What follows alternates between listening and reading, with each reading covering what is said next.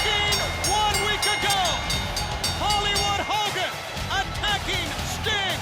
At the end of the Hogan DDP match, Sting comes out, chases off the entire New World Order. Sting with WCW riding on his back was a one-man attack team as he held off the entire NWO. We have talked for so long about WCW standing up for itself, and this one incident 1 week ago led to the biggest signing in professional wrestling history. It is true, it is for real. Sting and Hogan will meet in December. And you are looking live, ladies and gentlemen, as WCW Monday Nitro comes to you from the Spectrum in Philadelphia, Pennsylvania. Get ready for the start of WCW here on TNT. And welcome to hour number 1 of scheduled 2 hours, maybe more, here tonight live. Larry Zbyszko, Iron Mike Tenay, and I'm Tony Schiavone. The world has been talking about the contract signing. That incident we all saw led to Sting, Hogan, and the contract signing. It happened Tuesday night. Well, Sting came down from the rafters and stayed. Tony, when you play that human game of chess, you are either the pawn or the king. And obviously, Sting's master plan has worked. Hollywood, Hulk Hogan signed the dotted line. Of course, the signature was made during a commercial break on Assault on Devil's Island. We got to give the devil his due.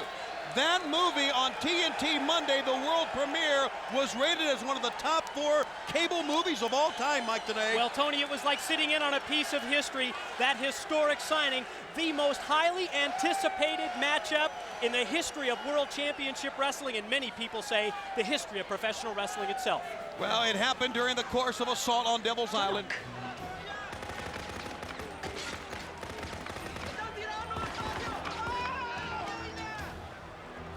Who the hell are you?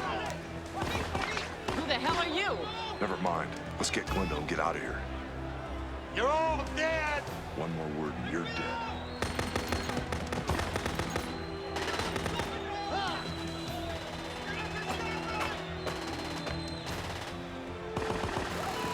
Mother of God, what's that? Now, once again, fans, as we said, you saw a portion of Assault on Devil's Island, rated as one of the top 4 cable movies of all time as it made its debut on Tuesday night. But during the course of the commercial breaks, we broke away to Las Vegas, Nevada at the MGM Grand. Mike Tenay standing by with Mean Gene Okerlund, the biggest contract signing in the history of our great sport. They finally got it done. Sting and Hogan, take a look. Shut up! I'm talking with you idiots! Shut up! It's like I said, time and time again, he runs, he's a coward. My name's on this contract, his isn't, and he's late. One more time. Well, shut up, you idiots. The bottom line is, he's not gonna show. Now what do you want?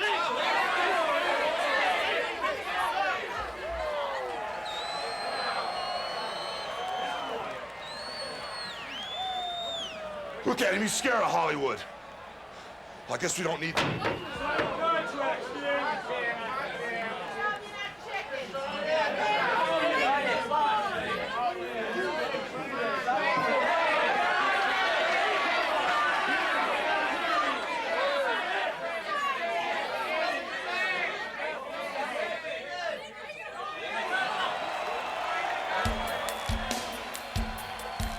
That's an image that wrestling fans, sports fans around the world will never forget. Sting, the door swings open. He walks slowly towards Hollywood Hogan, and he signs the contract, not taking his eyes off his enemy, off his opponent. And fans, it is a reality. And this weekend at my home, I had 55 phone calls, fans, friends calling me, said, is it real? Did it really happen?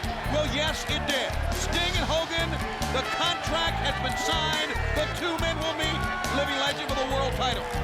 All I can say, it's about time. It took Sting over a year, but I think, Tony, he got Hollywood Hogan to fall into his trap.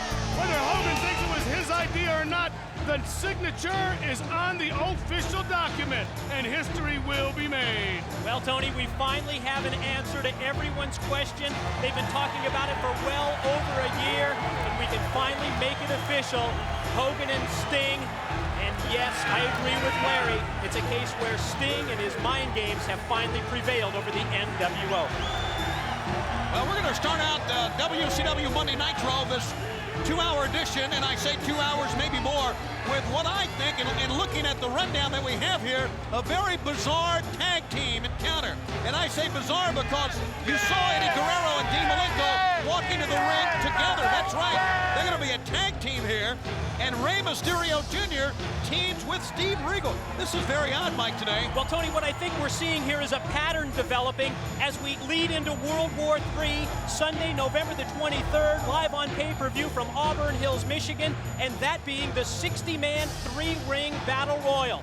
It's everyone for himself going into that big battle royal with the world's title shot at stake. This is just a little preview. I tell you, top to bottom tonight, you talking about an action-packed card that we have for you fans.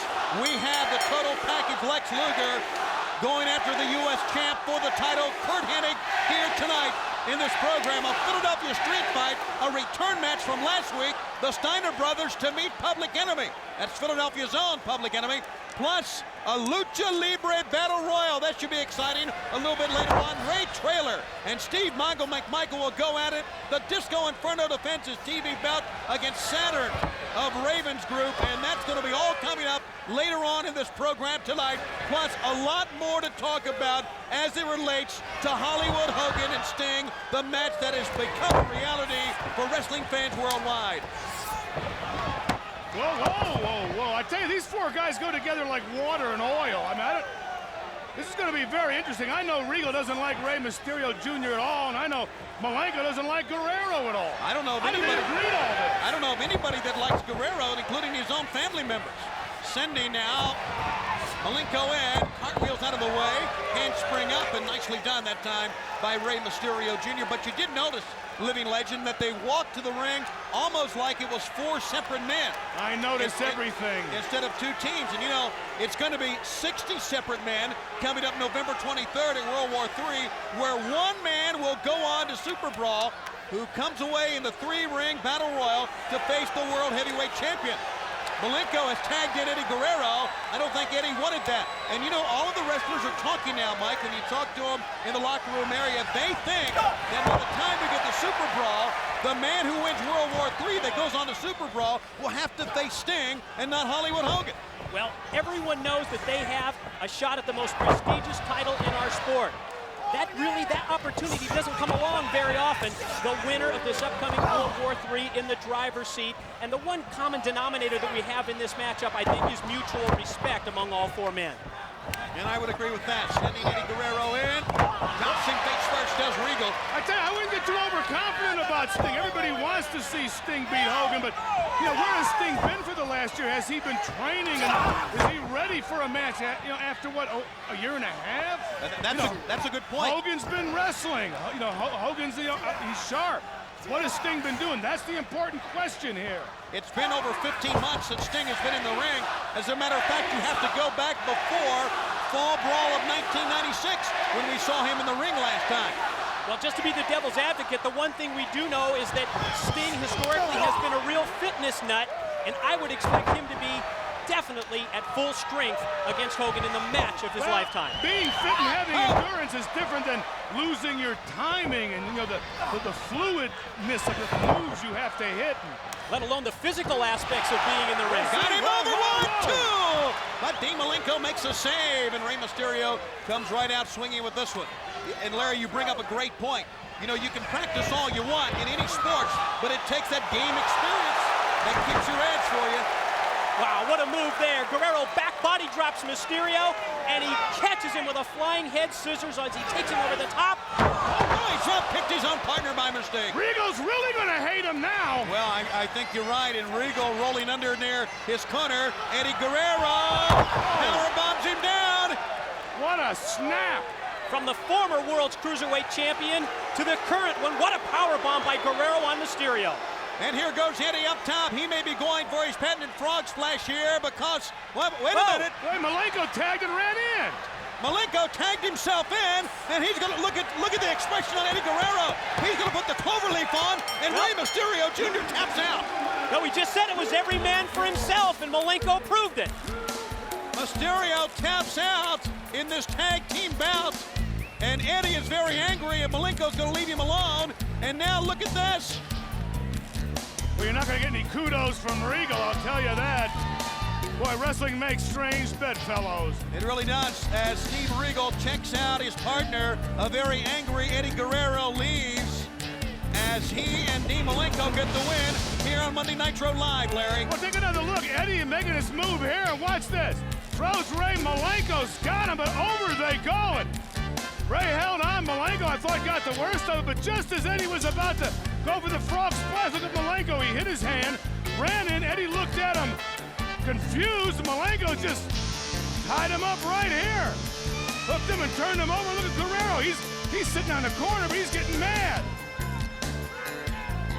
But still, the Cruiserweight champ in this tag team bout taps out, and you see the expression from Eddie Guerrero. Fans, still more to come live on Nitro. When we come back, some important information concerning Rowdy Roddy Piper. Don't you dare go away.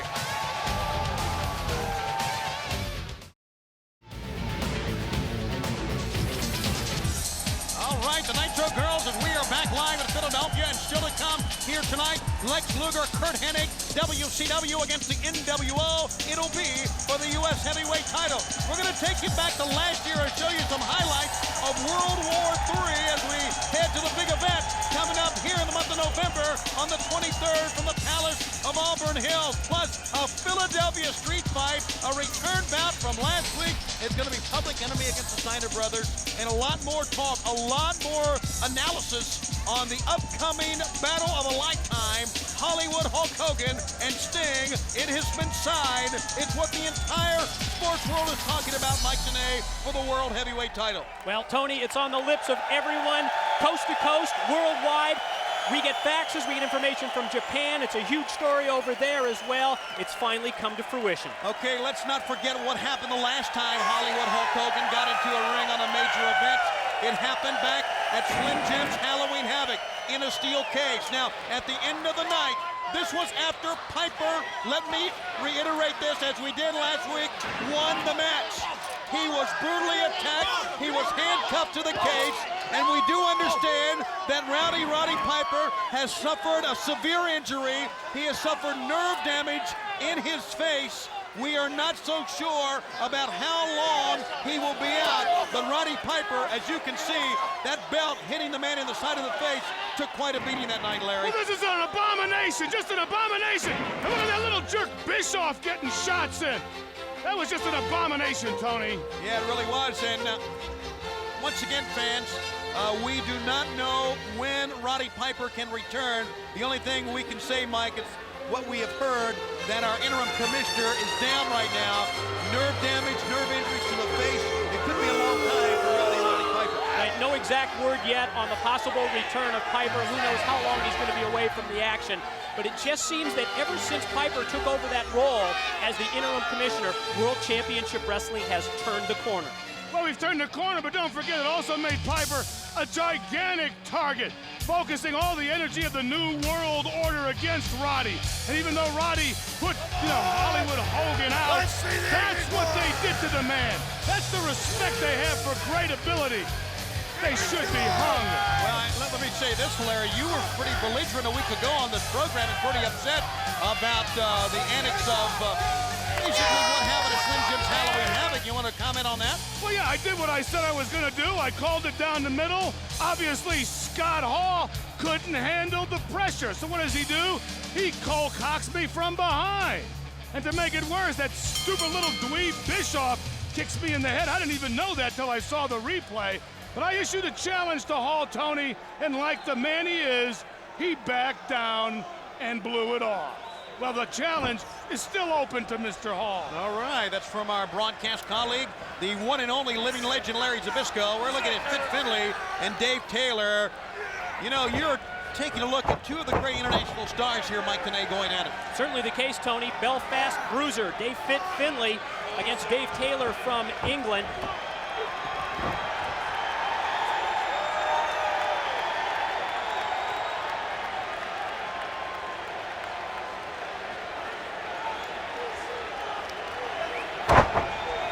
They're all looking up here. Oh, it's because Raven has made an appearance with his Raven's Nest, or his Raven's crew. Now, the man behind him, Saturn, the man that we've looked long and hard at, almost resembles a gargoyle. He'll be coming up later on tonight in a television title bout. You know, Tony, the keys to the success of World Championship Wrestling has been the varied styles, the legends, the cruiserweights, the luchadors from Mexico. There's something for everyone. And now seeing Taylor and Finlay in action, it's almost as if we have a tough man division right here in WCW. Well, if you want a tough man division, you got two of them right here. Finlay and Dave Taylor. Talk about two guys with that Wigan mentality. They're not high flyers, but they know how to make you suffer. Well, Taylor certainly has wrestling in his bloodlines. A third-generation wrestler, both his father and grandfather competing as pros, former British Empire champion.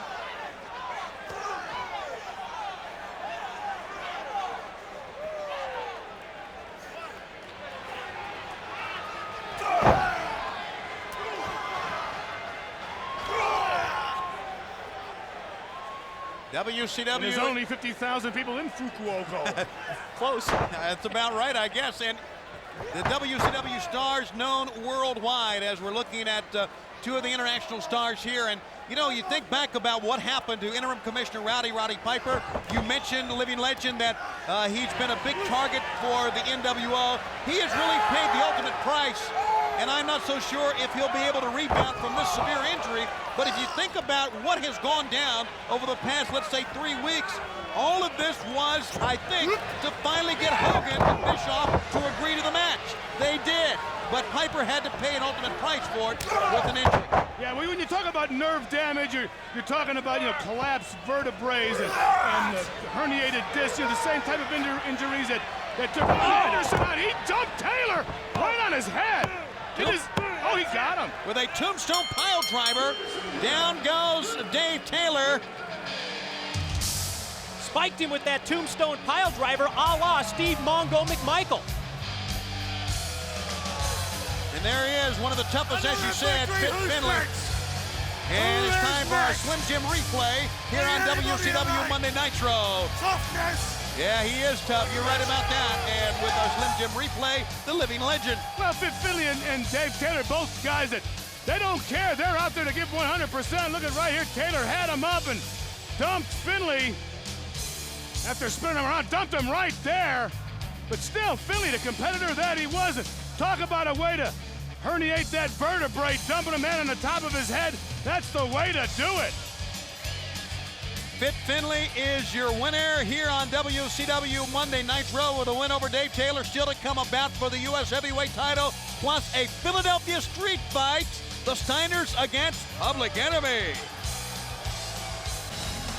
Stay tuned and don't touch that dial. Steiner Brothers, tonight you're in our zone town, South Philadelphia, our hood. So be prepared to be bit. Well, what time is it? It's table time! What time is it? It's table time! The world's #1 professional wrestling program on the weekends is WCW Saturday Night. 2 hours this coming Saturday on Superstation TBS. And this week, Lex Luger and the Giant in tag team action. The Disco Inferno will join us, Ming and the Barbarian, and a whole lot more. And I'll be joined by the American Dream, Dusty Rhodes. 2 hours, 6:05 p.m. Eastern Time for WCW Saturday Night, exclusively on Superstation TBS. Well, fans, one of the matches signed for World War III coming up on the 23rd of November. Mike Tenay and living legend Larry Zbyszko will be the Nature Boy Ric Flair and Curt Hennig, a return bout U.S. title, this time no disqualification. We're going to take you back, though, right now to Slim Jim's Halloween Havoc. Hold it. What do you mean, hold it? Who is this? This is Eric Bischoff. You know exactly who this is. So hang up on him. Don't hang up on anybody. Eric Bischoff? That's right. Well, I'm sure you must be basking in the glory of Assault on Devil's Island, but thinking long and hard about... Shut up, Shivani. I'm basking in the glory of a number of things. Number one, let's take them one at a time, and I'll talk real slow so you and the rest of the people there in Philadelphia, especially that chump on your left, Larry Zbyszko, can understand it. Number one, Sting and Hogan. First of all, you three sit up there and you make it sound like Hogan has been trying to hide from Sting for the last 13 or 15 months. Well, I got some news for you. Let's put it in the proper perspective. Hulk Hogan has challenged Sting on numerous occasions. You have been there, I have been there, the world has been there when Hogan has laid his belt down in the middle of the ring, looked up into the rafters or wherever the hell else Sting was hiding, and said, come on down. If you want a shot, you got a shot. And you know what? He never showed because the man is a coward. Finally, Hogan he couldn't take it anymore. He finally signed an open contract, and the gutless piece of garbage finally showed up and signed the contract. That is Hogan that challenged Sting, not vice versa. So keep that in perspective. Secondly, I'm real sorry to hear about what happened to Roddy Piper. I understand that he may have some nerve damage to the side of his head. Well, that's consistent with the brain damage that he must have sustained to even step into the ring with Hogan, particularly in the cage. And I would surmise that Sting is suffering from the same kind of brain damage. Third, the movie. And you're right, we are all basking in the glow of Assault on Devil's Island because you, just like Vince McMahon and the USA Network, everybody tried to put the movie down. McMahon came out with his best of the best Survivor Series and tried to put 100 of his so-called superstars and Hogan in his prime against Assault on Devil's Island for one reason and one reason only, and that is to steal Hogan's thunder. Well, guess what? You know it. All of the people in TNT know it. Everybody in Hollywood knows it. It was a miserable failure, a miserable failure. And that's what we are basking in the glow. And you know what else we're basking in the glow of? The fact that we've got a clause in that agreement that says if we achieve the rating of 4.0, we had the option to do a series. So guess what? As much as you love us, and I know you do, there's more to come. And speaking of more to come, and I know you want to get a word in edgewise here, but Schiavone, take your time. You'll get your shot. I know. More to come next week. The entire NWO. Next Hogan, week. Hall, Six, Hennig, Norton, Bagwell, the whole crew, including the big man, are going to be on hand. And we've got a huge, huge surprise for everyone in WCW. Oh, including the big man, Kevin Nash, next week, huh? Absolutely. Thanks for your time. You're more than welcome. Anytime, Schiavone. And by the way, yeah, that diet, not working. Thanks. Somebody hang up on him. What a jerk. Where are we going now? We're going to go to the footage here? We'll do the footage later, maybe? No, let's do the footage later. Get lost. Who allows him to... I don't know. I hear Bischoff shooting off his mouth about Hogan's the one that challenged, Sting's the one that accepted. All I know is there's still a challenge out there to the member of the New World Order, and I don't see Scott Hall walking up and accepting anything like a man like Sting did. And we do not see Sonny Ono walking out with Psychosis either. You know, Sonny Ono at one time was right in with Psychosis, his manager, but that's all changed right now, Mike, today. Well, he's cut all ties with the Luchadors and now aligned himself with his countryman, Yuji Nagata. And he'll be bringing out Yuji Nagata here for this next bout here on WCW Monday Nitro. So the NWO, the entire NWO will be here next week with a major surprise. What in the world, with something that they have to spring on it? What in the world would that be? So they're going to try to beat somebody up from behind? Hey, train for December 28th, guys, okay? Maybe they got to wrestle Sting in the store. Maybe they got a bigger wig for Hogan this time. Oh, well, good shot there, WCW has the NWO reeling. We'll see what they have up their sleeves next week on Nitro. And all this talk about Roddy Piper and how long he's going to be sidelined and if he ever returns. Well, just look at what Roddy Piper has gone through in his career, coming back from the hip problems and the like to return physically. If there's ever been a wrestler that can return, it would be Roddy Piper. Well, let's hope so. Fans, we want to remind you that still to come, Saturn of Raven's group, who's here in the stand somewhere, will face the Disco Inferno for the TV bout. The Nature Boy, Ric Flair, will wrestle this week against Alex Wright on this program, plus the Steiners, Public Enemy in a Philadelphia street fight, Lex Luger and Curt Hennig, U.S. title. That is all here live tonight. And for our fans in Washington, D.C., in Maryland, suburban D.C., in Northern Virginia, all around the East Coast, we have a big announcement concerning how you can see Sting and Hogan live coming up on December 28th. We're going to give you that ticket information coming up in just a few moments, in about 2 segments or so. So Sonny Ono came to the ring and he motioned to Psychosis. He had 100 pesos in his hand and he was talking about severance pay. I was just in Mexico City. 100 pesos is like $13 US. Sonny's quite a big spender. But you can live in Mexico for 5 years on 13 bucks. Yuji Nagata on the outside. Let's not forget what Yuji Nagata has done. Oh, flying body attack that time over the top. Yuji's a great submission wrestler, but he's having a hard time keeping up with the high-risk maneuvers of Psychosis, who looks like he hurt his own hip there. Yeah, and if you don't believe Larry, just ask Ultimo Dragon after the recent Halloween Havoc event, as Yuji Nagata applied that big running leg drop off the apron by Psychosis. And Yuji applied the arm breaker to Ultimo Dragon and put him on the sidelines. Yeah, we thought at first it had broken the arm of the Ultimo Dragon, but we do understand it's just some ligament damage, and we do know, here's a cover, 1, 2, 3, that the Ultimo Dragon, much like many of the other stars in our sport, trying to get geared up, to get back into shape, to get ready, to get that arm on the mend, to prepare for World War III on Sunday, the 23rd of November. And I tell you, there's been talk all over the wrestling world, I mean, the men that get a chance to get in World War III, because they know it will be Hollywood Hulk Hogan or it will be Sting. The opportunity of a lifetime for anybody in professional wrestling. So the prize is just golden.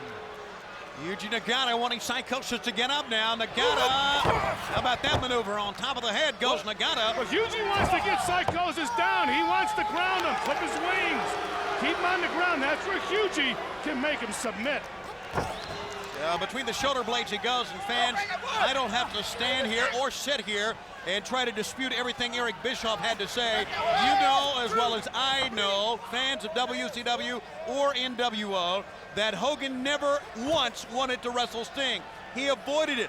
But thanks to what I believe is a master plan by Rowdy Piper, also Diamond Dallas Page involved in it, and Sting, finally they pushed them being the NWO, to the breaking point to where they finally signed the match. And I really think, this is an opinion, that they are regretting it, that they will do everything they can in their power to stop this match from occurring physically before now and December 28th, guys. Well, it was good strategy on the part of World Championship Wrestling in general and Sting in particular. Who knows what Bischoff and the NWO have in store? Guess we'll find out next week on Nitro. Tried a German suplex at time. Good maneuver, though. A counter move as Psychosis landed on his feet. Yeah, he caught him right in the head, but he's being distracted by Ono, turning his back. Ono got him. Ono kicked him right in the face on that one. And a belly-to-back suplex that time by Yuji Nagata. And Nagata's going to go to the feet, and that could mean, yes, the Nagata lock. There it is, standing figure 4, and then sits back and applies the pressure on the leg and ankle of Psychosis, who taps out. He submits. Yeah, well, it's actually a standing reverse figure 4. Then he puts it in a prone position. That's a lot of pressure on that kneecap, and I think Sonny's giving him the pesos. I have pesos for his whole family. I'm a great businessman, great serviceman. You're a jerk is what you are, and rice and beans for a year there. Oh, that's really funny. Fans, next on our program, we are going to have a television title bout, Disco Inferno and Saturn. Stay with us. Mrs. Landis's 6th grade classroom. I sat in the 3rd row next to Teresa Hayes. And it was there that I first discovered alienation's barren path. The taunting and the badgering by the other kids made me realize the depths of human evil and the dark underbelly of human society. I'd close my eyes and pretend I was someone different, that I wasn't a misfit. You can't erase the dream. You can only wake me up. I didn't care. I never obeyed the rules. Because even back then I realized that nothing in nature behaves so consistently and rigidly as a human being in pursuit of destruction. Quote the Raven, nevermore. Another look at an enigma. One of the most bizarre men that's ever been a part of this program as Raven sits and waits now for Saturn to go after the TV belt. And there is Saturn to his right. You know, I think Raven's got life backwards. You don't want to be in the pursuit of disaster. You want to be in the pursuit of glory and victory. I agree with that. And, you know, Professor, today, I wonder if you would agree with this. As you listen to what Raven has to say and what he has said, there's a TV champ that just go in front of what he has said over the past month here in WCW. It seems as if he is blaming his past on the way he has turned out. And there's got to be a point in your life when you say, hey, forget my past. I'm responsible for my own actions. And he doesn't want to pull away from that, it seems to me. Turn the corner. It's November 3rd, 1997. Get over it, right? Bring it up to today, exactly. Well, that's just our opinion, and Mike Danae's opinion as well. But you can't deny what we have seen out of Raven in his Raven's Nest or his Raven's group certainly has made a profound impact on wrestling here in World Championship Wrestling. And here's the TV champ, Disco Inferno. Well, it's also my opinion that the Disco Inferno is the most fortunate World's TV champion ever in the history of this organization. He won the title back on September the 22nd on Nitro, and since that time, he has yet to score a clean pinfall victory, yet he still retains the title. Got some of the most nimble fingers in the business, too. Now, fans, as Saturn will make his way here from the ringside seats to face the television champion, if you just joined us, we have really been glowing about what has gone down over the past week. And look at Disco Inferno wasting no time with Hogan and Sting finally signing the match. And that has become a reality. We are going to tell you fans in the DC area how you can get tickets to that in just a few moments. But we also heard, as you know, Eric Bischoff contacted us by telephone, and he talked about the NWO in its entirety coming back together at Nitro next week. And you know, they haven't been together over the past couple of weeks here on Nitro, but he said they would be here next week. They had something big to lay on us. What in the world could the NWO have in store for WCW as they are here in full force next week, Mike Danae? Well, Tony, we're just going to have to wait and see what it is that the NWO has planned for World Championship Wrestling. They've promised that major surprise as we see Saturn in his Nitro debut in the challenging role for this World's TV title matchup against Disco Inferno. Saturn has been very successful in the pro ranks as a tag team wrestler in other Eastern-based independent organizations. Can he succeed with the big boys as a single competitor? I guess we'll find out tonight against Disco Inferno. Varied background. Amateur wrestling star in the state of Massachusetts, on to a background in the martial arts, a second-degree black belt in both Kempo and Judo, and also he can go to the top rope with some high-risk moves. Saturn seems to really have it all together, and right now working on the arm of Disco Inferno. We see those submission moves applied by Saturn, and they remind me of an armbar and a guillotine choke that Larry Zbyszko applied back at Halloween Havoc. Well, I don't see Six around here, do you? No. Kind of rearranged his head and shoulders a little bit. Maybe that's why Scott Hall ran away. But we will see Scott Hall here tonight, we understand, as he will wrestle later on. And as Eric said, the big man's going to make his return next week. And that big man, of course, is Kevin Nash of the Outsiders of the Wolfpack. He hasn't been here in a while, and he'll come out as the NWO will be here in full strength. That will be in 1 week, fans, here live on Nitro. Let me say this, of all the wrestlers in Raven's group, that have come to the ring. We saw this Saturday on WCW Saturday Night, and we're seeing it right here. Raven seems to take a special interest in Saturn as he comes right to ringside with him, Mike. Yeah, what's the story with that? It's almost as if everybody else in the group, like Kidman and Stevie Richards and Sick Boy, they're almost secondary.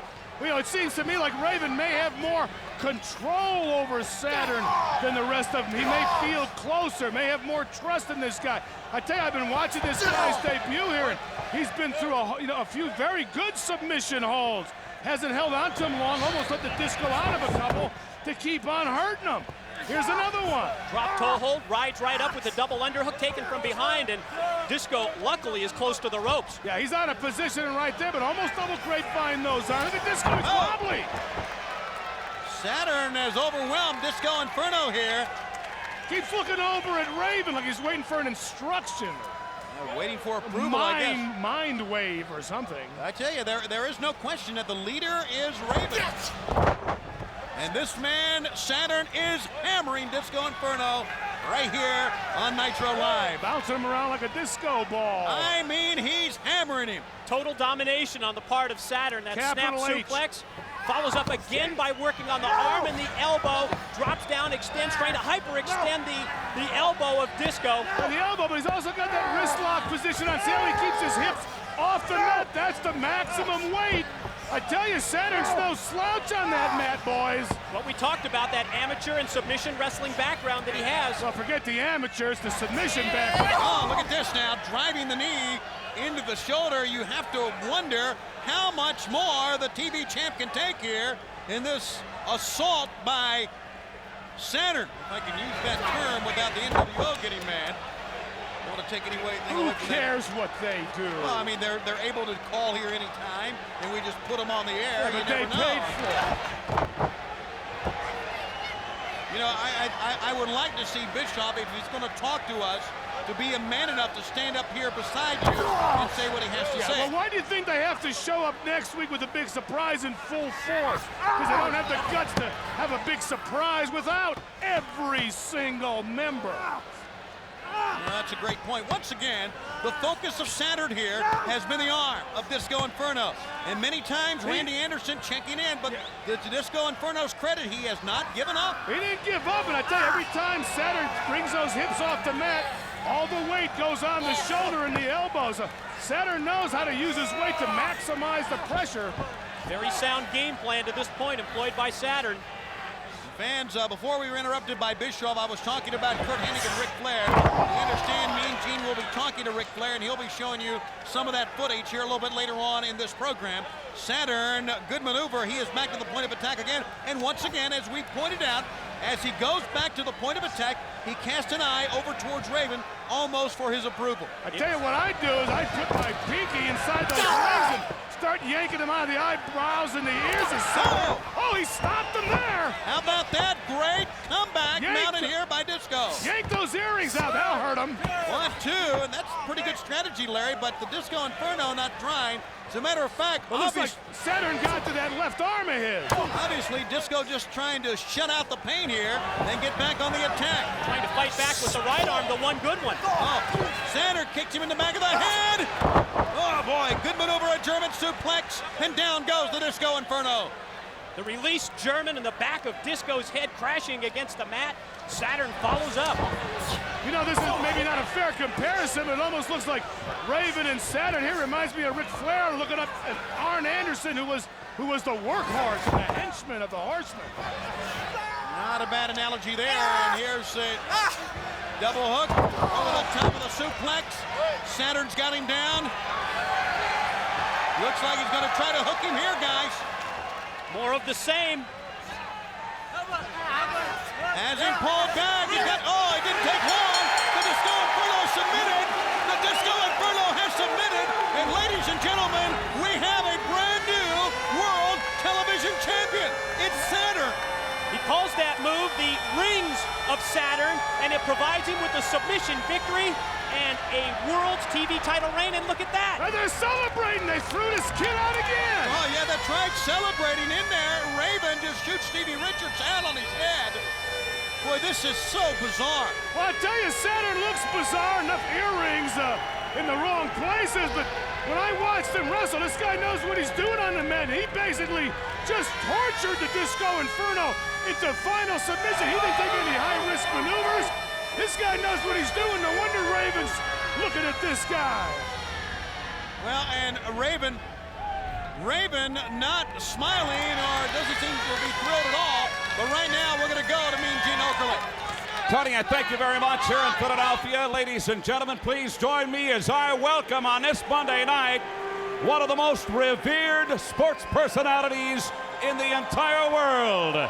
He is 13-time WCW heavyweight champion, the Nature Boy, Ric Flair.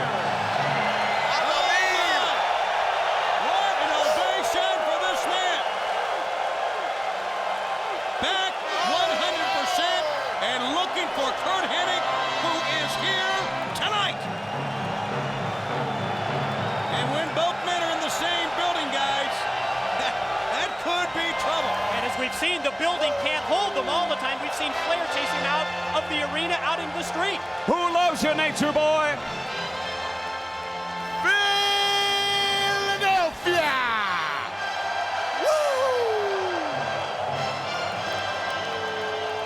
This is going to be a homecoming of sorts for you. What a reception here tonight.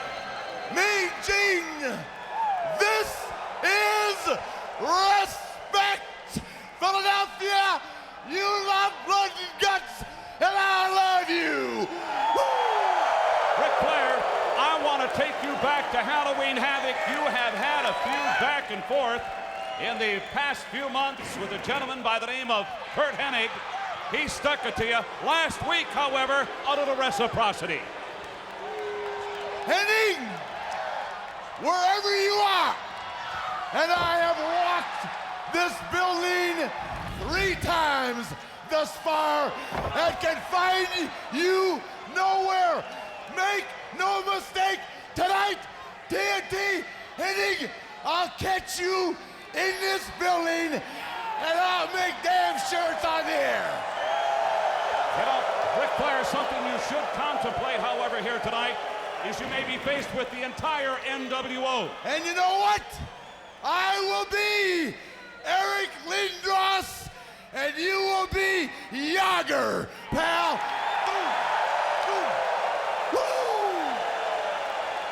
This is WCW, and oh God, Hulk Hogan, I am the Nature Boy. Please, Hennig, Hogan, Nash, Hall, 6, please come cut the sleeves off this robe while I'm on my feet, looking in the eye. All right, we've got World War III coming up in Detroit. An opportunity to not only become the U.S. champ, but maybe as we head into the first of the year, be the #1 contender for the World Heavyweight title. You mean the Nature Boy could be the 14th time? Absolutely. 14! Count 'em. You know how you do that? You go to World War III, you win the Battle Royal, and you eliminate Curt Hennig for life. Woo! All right, truly spoken like one of the horsemen, one of the all-time greats, the Nature Boy, Ric Flair. We're live in Philadelphia. This is Nitro. Don't go away.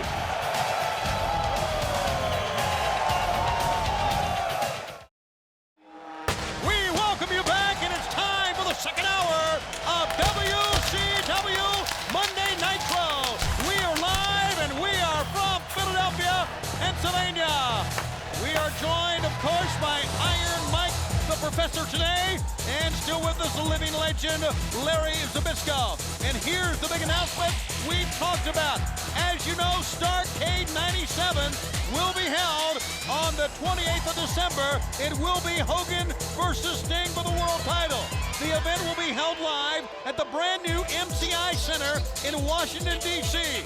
Tickets will go on sale Saturday, November the 15th. That is 1 week from this Saturday at 10 a.m. at all Ticketmaster outlets and the U.S. Air Arena box office for the most long-awaited event in wrestling history. And fans, we await your video cassettes of your Nitro party. Send your tapes or your pictures of your Nitro party to 1 CNN Center, P.O. Box 60, Atlanta, 30303. And once a week, we'll send a winner a Nitro party pack. And sometime this month, we're going to be drawing a name, and the lucky winner will get the Nitro Girls at his or her party, along with Mean Gene, and we'll broadcast your party live. So send us those videotapes. And we are off and running with more on WCW Monday Nitro. Do you get sick of this music, living legend? Not only the music, but I get awfully sick of the man that's scheduled next. That's why I'm still sitting here, Tony. I got a contract I'm saving. See if he's got the guts to sign it. That was a night of challenges last Monday on Nitro, and certainly that was one of the challenges as Larry Zbyszko put in the challenge to this man, Scott Hall. Hold that sign up! For life.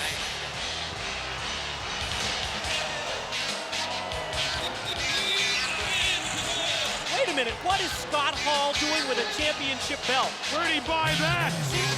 Yeah, I did. Did it say tag team on that?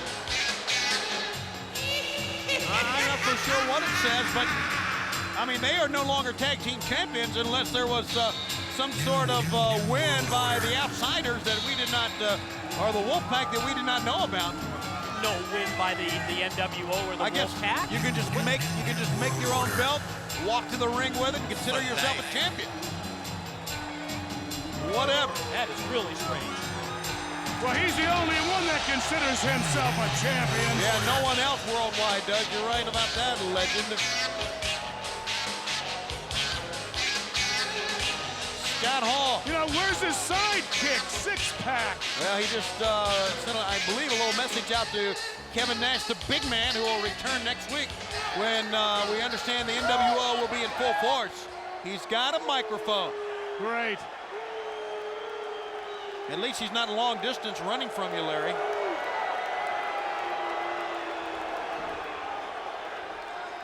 Everybody's got to admit that tonight the Spectrum looks just too sweet.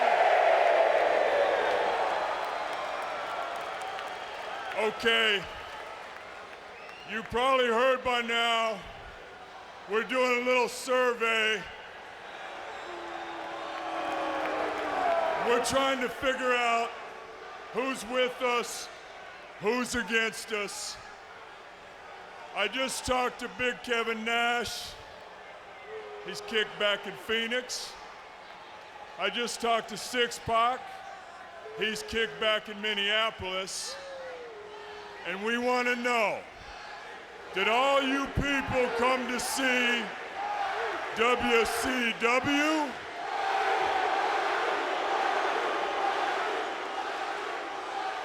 I hear the chant of Larry out here somewhere. I think they came to see me. Did everybody in Philadelphia come to see the...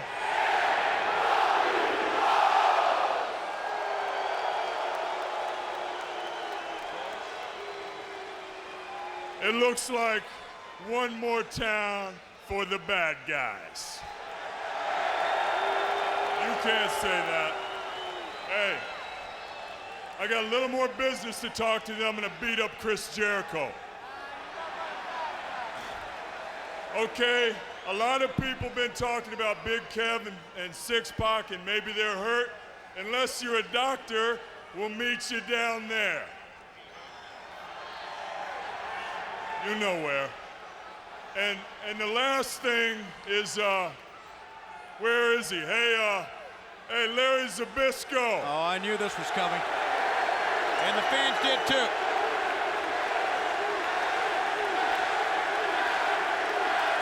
Oh my. They love you, Larry, they love you. Sure seems that way. Hey, Larry, you know, you're a decent announcer. Huh. And on your best day as a wrestler, you couldn't touch the Wolfpack. And Larry, your best day was about 10 years ago. Whoa, whoa. You don't want none of me, because you can't even beat Eazy-E, Eric Bischoff. And if the good fellas at NWO Central will show the footage, I'll show you just what I mean. What's he talking about? Oh, Larry. Oh, I didn't even know this was going on. This is Scott Hall nailed me from behind. Watch this. 1, 2, 3. We don't need. Hey, Larry, look at you now. We don't need to see Look this. at you now, for Larry. you to sign right Look at here. you now, Larry. Come here. Sign this. Larry, you sit back there in La La Land. You put yourself over. You and Bruno, you guys put yourself over. Ooh. Send out, hey, Jericho, come on down.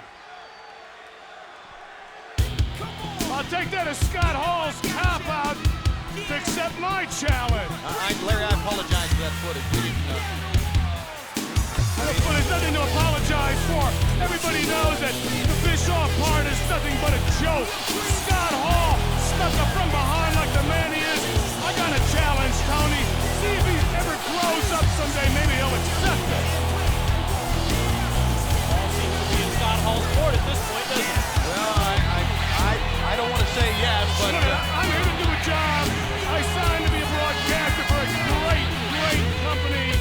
And I'm a professional, and that's what I'm doing. My challenge is out there, and that's all the people need to know. all right. Very good, Larry. Let's do as best you can, and as we can call this match. And as we call the match, we also want to talk about World War III and the significance of this big event coming up. Truly, when 60 wrestlers from around the world vie for a chance at the World Heavyweight title, it is going to go down as one of the most anticipated events in professional wrestling history. 60 men, 3 rings. The man who wins the Battle Royal goes on to Super Brawl in February of '98 to wrestle either Hollywood Hogan or Sting, depending on who wins at Starrcade, for the World Heavyweight title. And the Giant won last year, but I mean, Lex Luger could win this year, and if Lex Luger wins and Sting becomes a world champ, how about that matchup? Whoa. And you mentioned about the Giant, you know, size is definitely a factor, but it's not the only factor. Remember that Rey Mysterio Jr. made it to the final 10 last year at World War III, and you look at how long it took Sting to finally get that world's title shot. This is an opportunity of a lifetime. Careers can be made in one night. Larry, we're talking about this twofold reasons. Number one, it's very important, and fans around the world are thinking about it. Number two, we want to try to get your mind off of what just happened and what happened with Scott Hall here. Well, I've been in the ring with Scott Hall before. I wiped his face all over that mat 10 years ago. Jericho nailed him right in the face. Come on, Chris, stay on him. Don't give him a break. He's cutting him slack. The kid's not aggressive. Get mean, kid. Larry, there's no questioning Jericho's success as a cruiserweight, including the stint that he had as world's champion. Last week, we witnessed Jericho's heart as he battled Eddie Guerrero on Nitro just 24 hours after nearly suffering a devastating injury at Halloween Havoc. And we say there's no questioning his heart, but I wonder how smart it is to step up against Scott Hall this evening. Well, you got to take a leap of faith sometime. I mean, Scott Hall's a big, tough guy, but Scott Hall is not invincible. No one is, and Hollywood Hogan should realize that. Up, he caught him in midair, and great maneuver. I just don't think Jericho has the experience to deal with Hall. And that's a great point. Experience to deal with Hall, experience to deal with the New World Order. Crisply executed fall-away slam by Scott Hall, and we see Jericho favoring the head and back of the neck, possibly still feeling the after effects of last week's match at Halloween Havoc. Did you hear? He said, hey, Zbyszko, I got something for him, too. He said, this one's for you. I don't want to try to really egg on anything here, but I'd like to see him go. He kicked the corner. How about look at the kid? Got him. 1, 2. He got him. He's got him. Chris, how does it feel, Hall? Chris Jericho just beat Scott Hall. Nice go, Hall. Take your mind off. Hey. That was unbelievable. What a shocker, but now look at Hall attack the back of the head of Jericho. I think we know what's next. Oh, the outsider edge, you're right. This youngster landed. From behind. Yeah, but Jericho's also got a fall-on Hall. That goes down in the record books. That's a victory over Scott Hall for the young Lion Hardhead. Oh, not again. Oh, come on, knock it off. Get the referee in there to slap him. One of the outsider's edges enough to take a man out. Well, this is just another in a long line of attempts by the NWO to injure. We've seen them do it with wrestlers. We've seen them do it with referees. We've seen them do it with officials like J.J. Dillon. This is sickening. And look, he's threatening the ref. Oh, no, not the ref. Billy Silverman, run. Don't stick your head back. Get out of here. I've said it so many times that I don't know what he's trying to prove. I know what he's doing. He's embarrassed. He's humiliated because Jericho pinned him, and now he's beating the heck out of the kid. This is what Piper went through for what he did to Hollywood Hulk Hogan. And he pointed toward you and shook his head that time. He's going to pick him up again. And I've had it with him. Larry, hold on. Larry. Fans, the legend is going to the ring. He's trying to send a message to Larry, and I think Larry's about ready to accept. Here, he's got that contract in his hand. There you see it. The legend going to the ring, and now, I don't know if he wants a fight or if he wants just to sign the contract or what. Scott Hall's going to leave. You're in a hurry to leave? I got something here you didn't sign yet. Come on, sign the dotted line.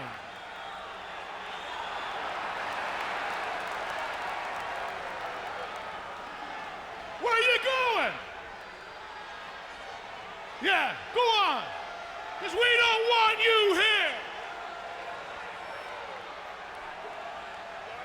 Now the living legend checking over.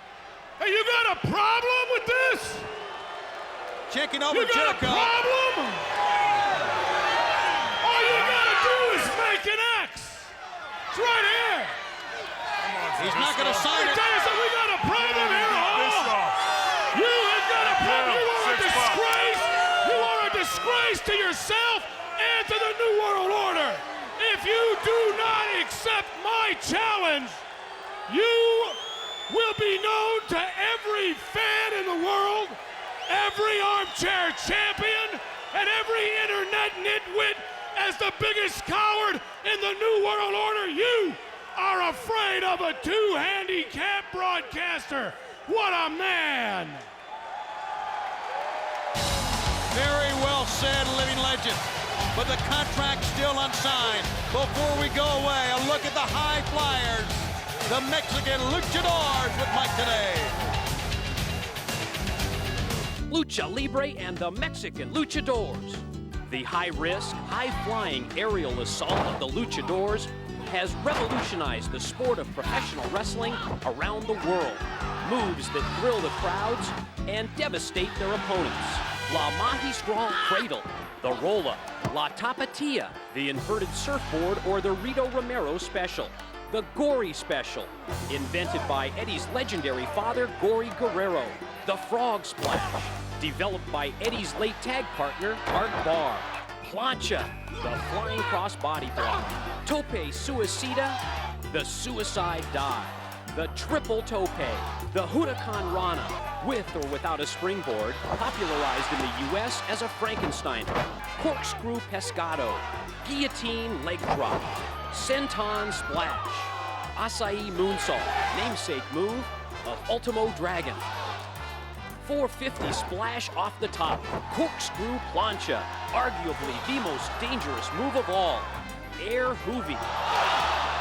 The smaller and lighter luchadors rely on speed and acrobatics rather than the power of their American counterparts.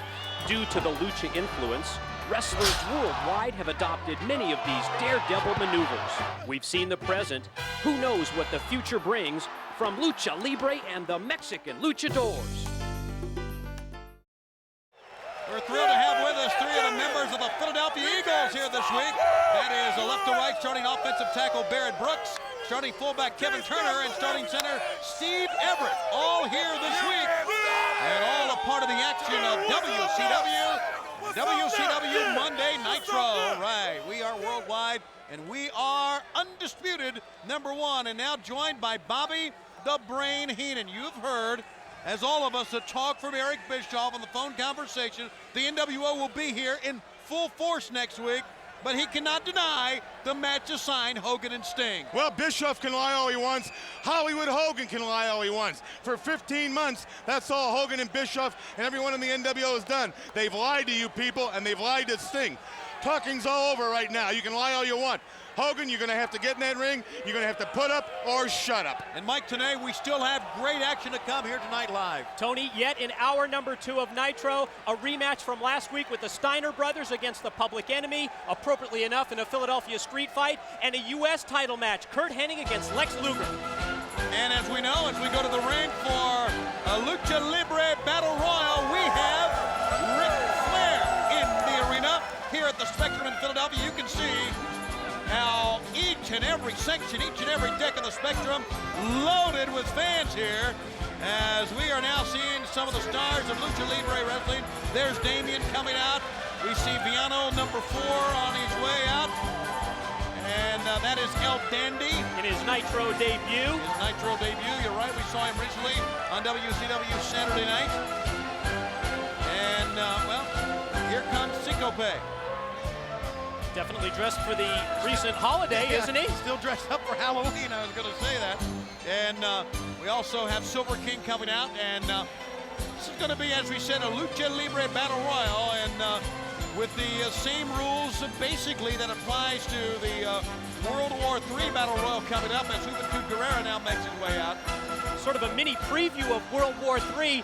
Can you imagine with 8 wrestlers in the ring? What we'll see is we see Viano 5, final competitor headed out. You imagine what it's going to be like with 60 men in the ring at the same time, and action is already underway. And there's going to be 3 rings, right, today?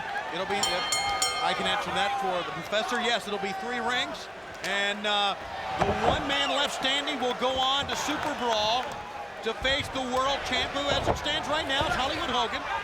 And of course, at the Starrcade, it could be Sting. And you never know. I mean, the combinations, it is basically every man for himself, just like you're seeing here. No friends. And what you'll find in a battle royal, in a 3-ring, 60-man battle royal, and what you'll find here, and Mike, I know when you would agree with that, you too, Brain, is that what will happen early, guys, teams will start working together. But as they start paring down, as they start thinning out, then it becomes every man for himself. What could be friends could turn out enemies here tonight in this one, and in the 3-ring World War III on the 23rd of November. And especially there's no friendships involved when you're talking about a shot at the world's heavyweight champion. That's right. It's every man for himself. I noticed when I used to manage tag teams, I would tell them for a week or 2 before a battle royal not to have anything to do with each other. I want everybody in that ring to think individually. And that's what happens, Tony. Sometimes you go into your partner, and you think, well, I got this guy to watch my back. Now all of a sudden he's gone, you're by yourself. You better be prepared for this fight. Into the midsection, you see in the right Damien and Silver King going at it. So dangerous to be up on the top. I mean, I really think that one of the luchadors who loves to live on the top rope lives very dangerously in a battle royal situation, Mike. Well, especially, Tony, when you can't watch your back and you have all the other men in the ring. This World War III, this 60-man 3-ring battle royal, may be the most dangerous of all matches in professional wrestling. Well, you got 60 guys out there, and they're all trying for one thing. They want that shot at the gold ring. They want to ride the big ride. They want the shot at the champion. And you know, funny, a lot of guys in the back are talking about Sting. They're thinking that they're going to have to wrestle Sting, and a lot of guys are talking Hogan. So it's either way, it's hard to pick one on this one. There could be a member of the NWO winning World War III. I mean, it's WCW and NWO as well. Oh, what's this? There it is. Oh, here is the big man. Now, I know Bischoff can talk about Kevin Nash, who will be returning next week as the big man, but there is no question the biggest man in pro sports, the Giant, has made his way out, and he's an uninvited guest. He won World War III last year. Choke slam for Dandy, and yes, we do have a visitor. Down goes Cyclope. It's choke slam-a-mania. And here's the case where the big man prevailed. Uninvited, not a part of this battle royal, but you can see when a big man wants to wreak havoc over anyone, he truly can. I hope Kevin Nash is watching this in Phoenix, Arizona. What's his ETA, you think? Yep, Silver King airborne. No upgrade on that flight. Look at this. He's just too much man. Bismarck going to try a high-risk move, possibly perched on the top rope. Oh, he's waiting on him. Good luck. He saw him and he sights. And a power slam! The Giant has completely taken over. I'd run too. The Giant, he is running. The Giant is completely taken over this battle royal. Well, there's one carcass left. You might as well play with him for a while. Has anyone won this? Has this been thrown out? The Giant won it. Tony didn't win it. I think he just brought it to an abrupt end. The Giant by default. He wants a mic, and by golly, you better give him one.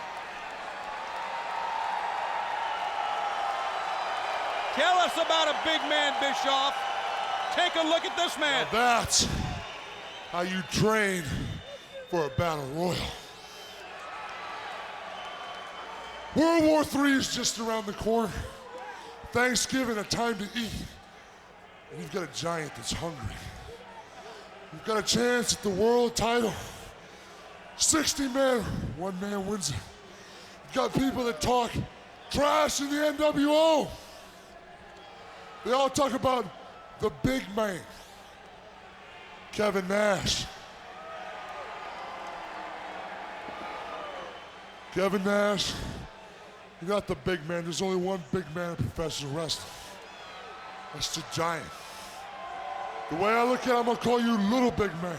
And hopefully in World War III, when it's all down to just two people, it's me, it's you. And you're going straight in the crowd. Oh, he has promised that he's going to throw Kevin Nash not only out, but throw him in the crowd at World War III. Well, when the NWO brings back their big man, Kevin Nash, next week, we'll find out what happened. Back with more live after this on Nitro.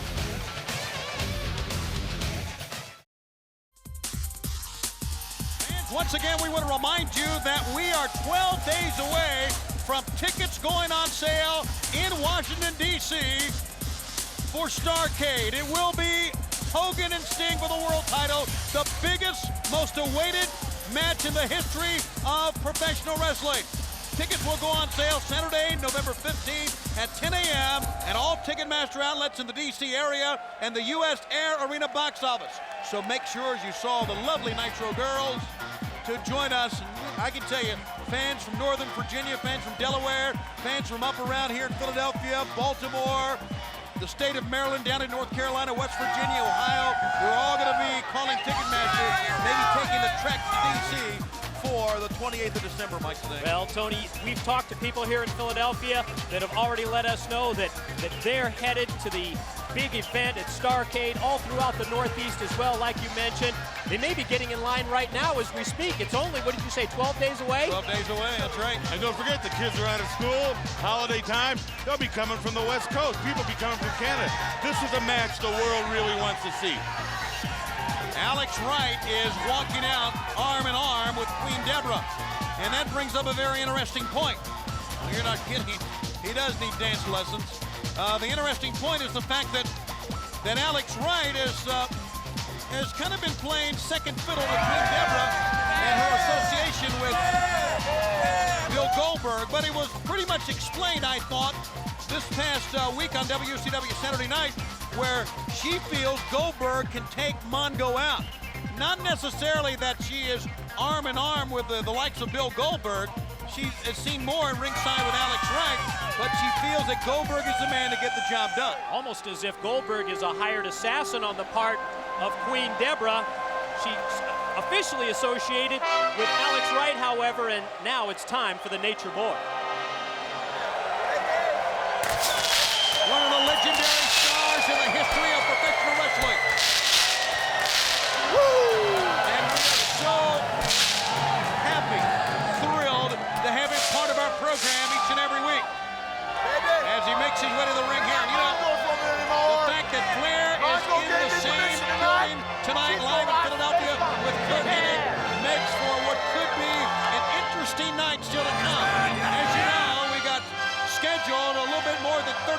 Nitro left live.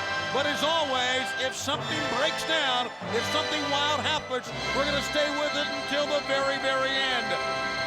And how important is that three-ring, 60-man battle royal upcoming at World War III?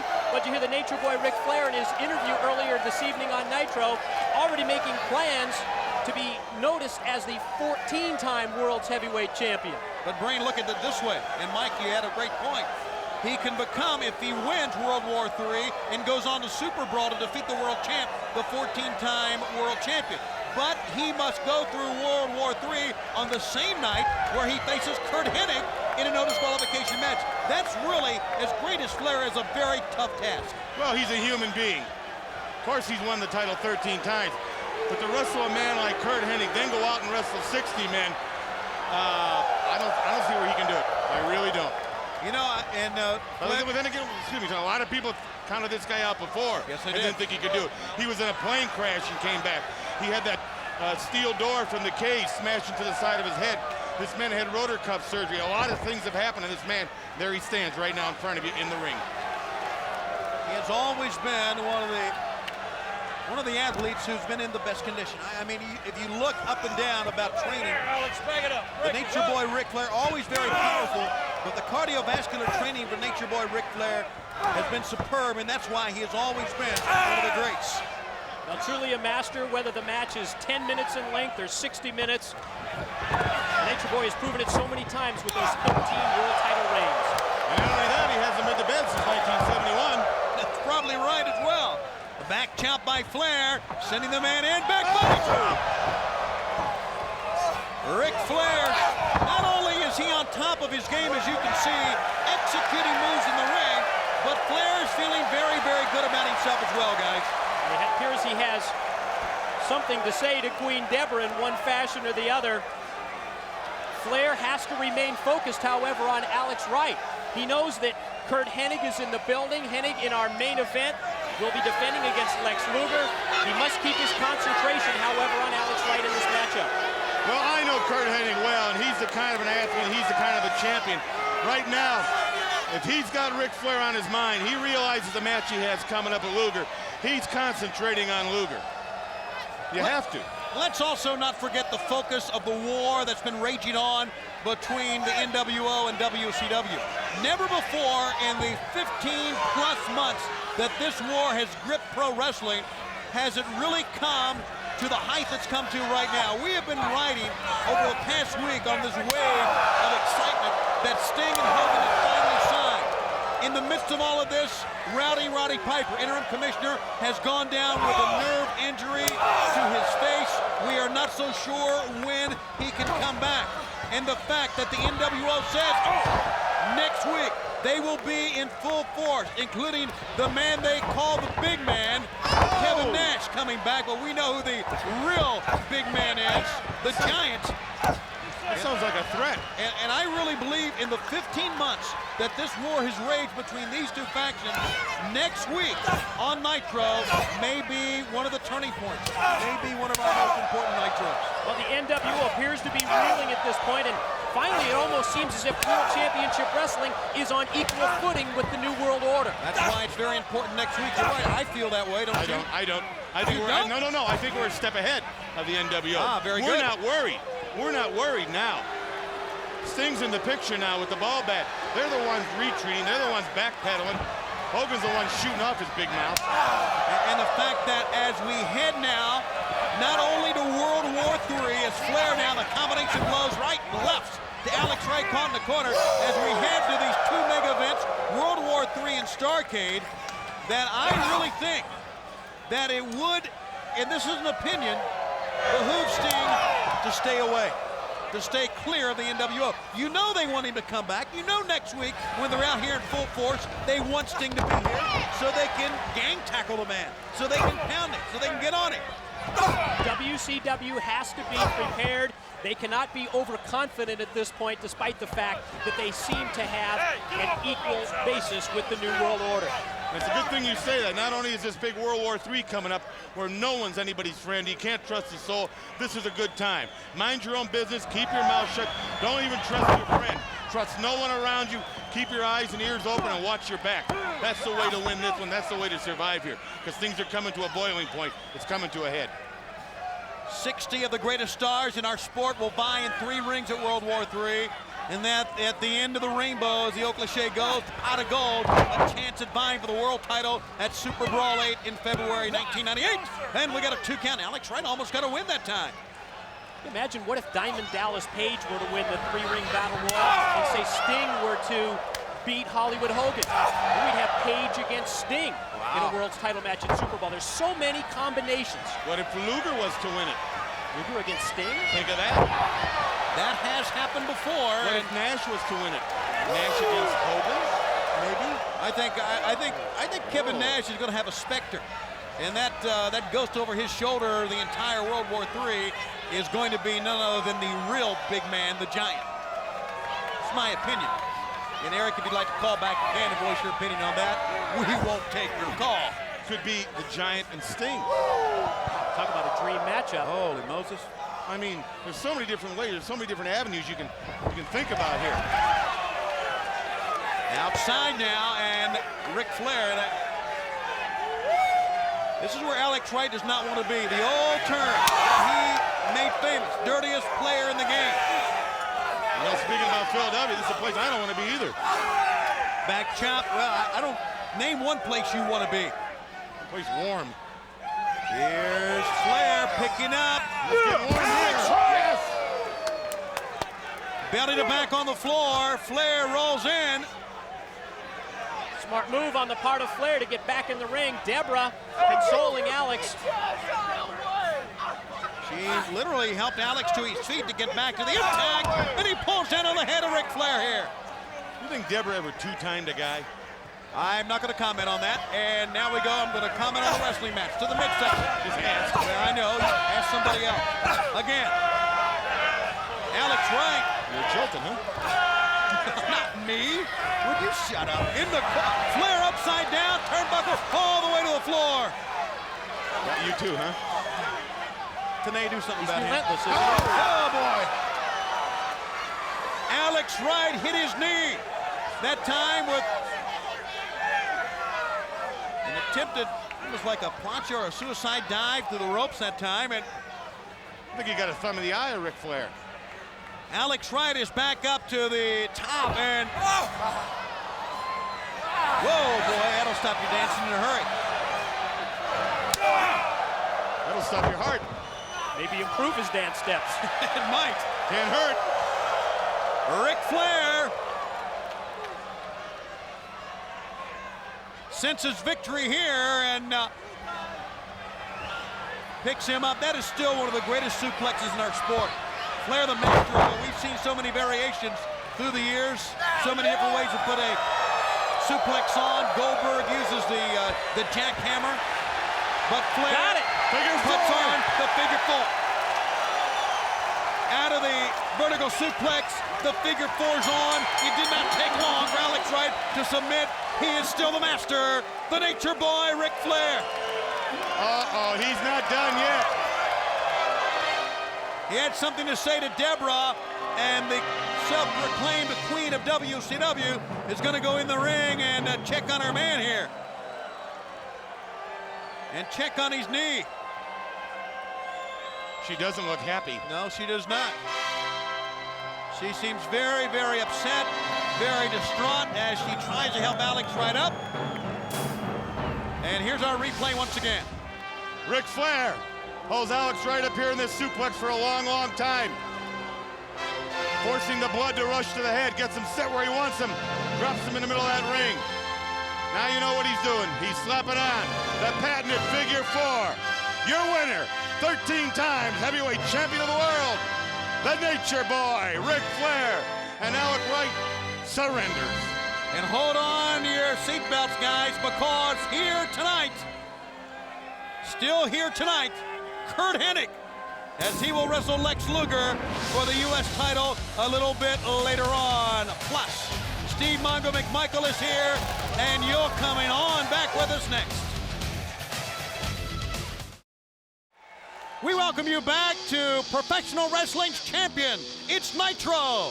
And we're certainly glad that you could join us not only tonight, but each and every week as we are live exclusively on TNT.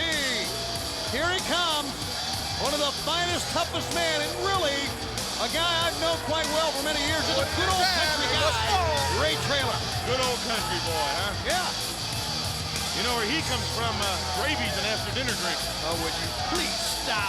He's got his own spam key. Tony Schiavone, Mike today, and of course you're hearing from Bobby the Brain Heenan. Before this next match gets underway, I want to let you know that next Monday, Nitro comes to Memphis, Tennessee at the Mid-South Coliseum. Tickets available up until and on through next Monday at the Mid-South Coliseum box office and Ticketmaster locations. In 2 weeks, Nitro, for the first time, comes to Cincinnati at the Crown. Tickets at the drive-up ticket window and all select seat outlets for Monday, November 17th at the Crown in Cincinnati.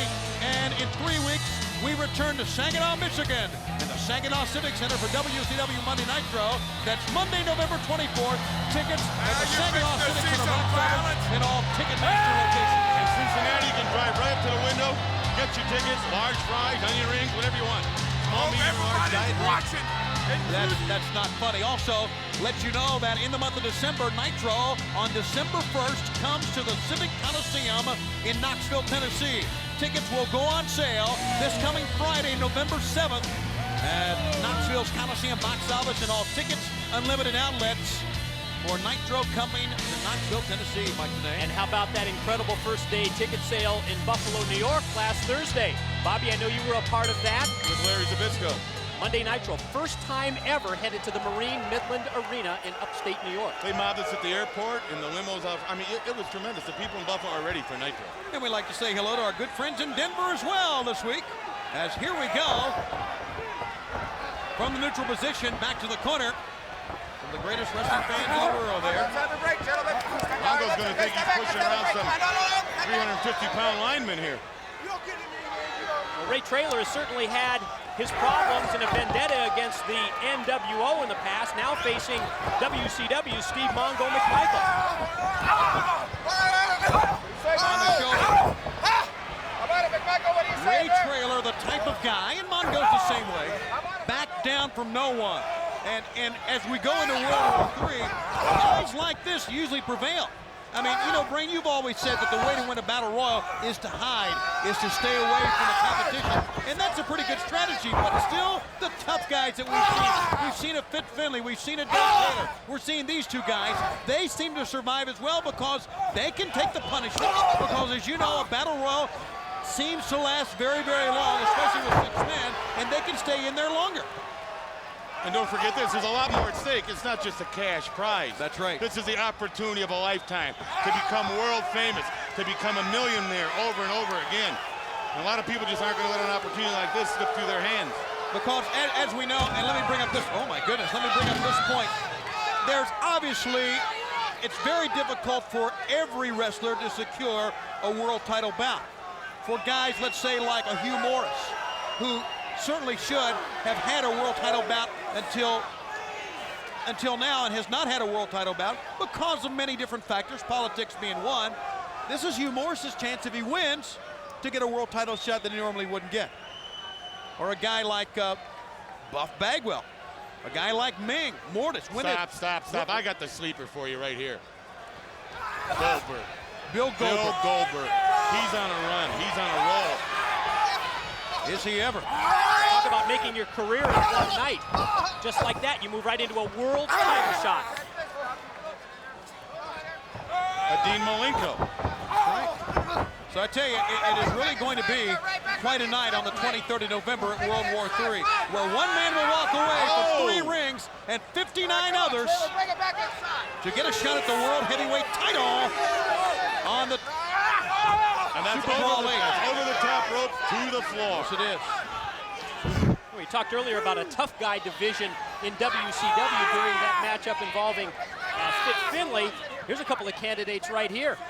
You know, we have the greatest athletes in the world. I don't think there's any question. And we have them in all sizes, in all abilities, from the quick maneuvering high flyers like the luchadors Of course, Rey Mysterio Jr., the Cruiserweight champ, to the mat technicians like Dean Malenko, to the tough men like we're seeing right here, to the legendary men who can just do it all like Nature Boy Ric Flair. This is why, one of the main reasons WCW Nitro is #1 around the world, because the athletes are here. The wrestlers that people want to see are here on this program and nowhere else. And all those components, all those styles will meet up at World War III. An interesting clash of styles between all the different wrestlers, every man for himself. You know, a lot of these guys, I'd say Harlem Heat, they think maybe they're going to work as a team. One could be in one ring, one could be in the other. All these plans could backfire. You're never going to see an event like this. 3 rings, 60 men, so many different ways it can go.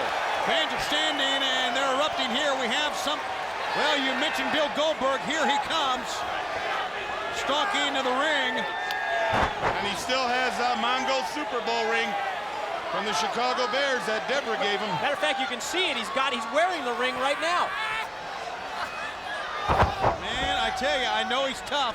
On his little finger. I know it's tough, but that is the last thing that a man should do, Steve Mongo McMichael. 2 men who are not backing down an inch. Mongo sees him, as you can tell, fans. You know how many years that man right there worked to get a Super Bowl ring? His to whole become life. Champion of his craft, and then his wife gives it. I mean, his guy's hands are so big. He walks right into a Ray Trailer spike slam, and it's over. Whoa! Trailer has defeated Mongo. Mongo had his attention turned to Bill Goldberg, and Goldberg causes Mongo to lose a match. Incredibly, Goldberg has an impact everywhere all of a sudden in World Championship Wrestling. Don't count this guy out yet. I'm not. Fans, we still have to come a Philadelphia Street Fight Plus. I Lex just Luger, wanted a Curt long Hennig laugh. for the U.S. Is title. that you? A look at World War III last year. When we come back, Diamond Dallas Page. Stay with us. Philadelphia Street Fight, they have them every day here. We want you to be a part of the biggest party on TV, WCW's Monday Nitro. And there is no better way to celebrate professional wrestling's #1 program than in your own home. Send us a video of your Monday Nitro party. We'll pick a winner each and every week to receive a Nitro party pack loaded with Nitro t-shirts, the Nitro hat, the Nitro party planner, you gotta have that. Well, fans, that's not all. Beginning in the month of November, that's right, the month of November, and once every 3 months, 1 video entry will be chosen. And Monday Nitro will broadcast live segments from your home with the Nitro Girls, Mean Gene Okerlund, and everything you need for the biggest party your neighbor has ever seen. Be a winner. Get your videotape to us at Nitro Party, P.O. Box 60, Atlanta, Georgia, 30303. Girls, are we going to have fun or what? All right, we're going to bring the house down tonight, ladies and gentlemen, as we welcome a man who's been on a roll as of late in World Championship Wrestling. Please welcome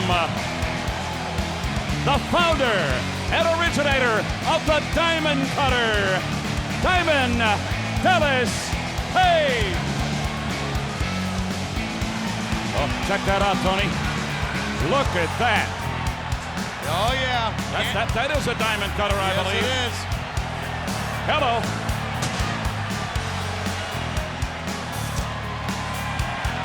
Few men in sports world get an ovation like that. But Diamond Dallas is one remarkable athlete. Well, no man in the world has a finishing maneuver quite like DDP, the Diamond Cutter. Hey, Philly! What's up? All right, this man, of course, originally from the Jersey Shore. He is home here in Philadelphia. DDP, come on in. We got a little talking to do here tonight. Last weekend, a big one, Las Vegas against the Macho Man, Randy Savage. And 1 week ago, oh, what a sweet night against Hollywood Hulk Hogan. I gotta be honest with you, Gino. Right now, I'm literally living a dream. I'm getting to do exactly what I want to do. And it doesn't matter whether I'm hurt or not. I'm loving every minute of it. And when I hear, like I heard today, that Slim Jim's Halloween Havoc had the biggest pay-per-view viewing audience for a wrestling pay-per-view of all time. And I realized that I earned the fact to be in that double main event in a brutal match against Randy Macho Man Savage. Well, I know these people right here, they're digging it too. And like you said, the next night to have the biggest name of all time, Hollywood Hulk Hogan, call me out, well, that just jacks me up. You beat him that night. You beat him 1 week ago tonight, DDP. Disqualification, beating Hollywood Hogan by disqualification, that don't get it for me. What does get it for me, though, is the fact that I wrestled Savage with torn cartilage in my ribs on Sunday, and then the following night with Hogan on Monday. And I stood with you, Hogan, toe to toe. I gave it everything I had, and I know you, Hogan, gave it everything you had, and you still couldn't beat me. All right, don't go away. Diamond Dallas Page, I couldn't help but notice this ring, symbolic of what you've done in Battle Royal competition. We've got World War III in Detroit coming up in a couple of weeks. 60 men, 3 rings, the winner with a big shot in 1998. Well, let's put it like this, Gene. At 6'5", 250 pounds, I ain't the biggest guy, and I know I ain't the strongest guy. But I do know that I got the most heart in this business today, because nobody wants it more than me. And come 60 men in the ring, World War III, if I do win that, and Hogan, if you still are the champ, now I know you a lot better. So if I was you, I'd be worried. I'd be very worried. Bah! DDP, Diamond Dallas Page, ready for World War III. Tony, back to you. Diamond Dallas Page, as you said, Gene, a former winner of Battle Bowl. So he has had a lot of success in a Battle Royal, but coming up on the 23rd, 59 other men will vie with the winner to go on to Super Brawl in 1998, February, to face the world champ as the Nitro Girls are back out, and lets us know that tomorrow night WCW comes to Bethlehem, Pennsylvania at the Stabler Arena. We're going to be in Dayton, Ohio on November 16th at the Hare Arena, and Kalamazoo at Wing Stadium on November 22nd. We're actually going to go outside on November 22nd in Kalamazoo, Michigan? Okay. Maybe it's an indoor stadium. Maybe so. And don't forget our fans in the Palace of Auburn Hills. We are going to be coming at you with WCW's World War III. Tickets available at the Palace of Auburn Hills box office, Ticketmaster, Metro Detroit. Welcome, World War III on the 23rd of November. Guess what? They're standing here in Philadelphia, and they are awaiting their hometown boys, Public Enemy. Well, they'll be here in a minute. They're on the parking lot mugging people. Now it's the return of the Brawlers from South Philadelphia, and they come with tables in hand. You know, last week here on Nitro, they lost a wrestling match to the Steiner Brothers. But tonight it's a Philadelphia street fight, no disqualification, anything goes, falls count anywhere in the spectrum. And they have 2 tables with them. We want to let you know, and you know this match is going to get out of hand. We want to do this match justice. We want to let you know once again what Eric Bischoff told us earlier. He knows, he realizes he can't back out of it, that Hollywood Hulk Hogan must meet Sting. It has been signed. It will be for December 28th. And for you fans in Washington, D.C., the event will be at the brand new MCI Center Arena. Tickets go on sale 1 week from this Saturday. That's Saturday, November the 15th at 10 a.m. at Ticketmaster and the U.S. Air Arena box office.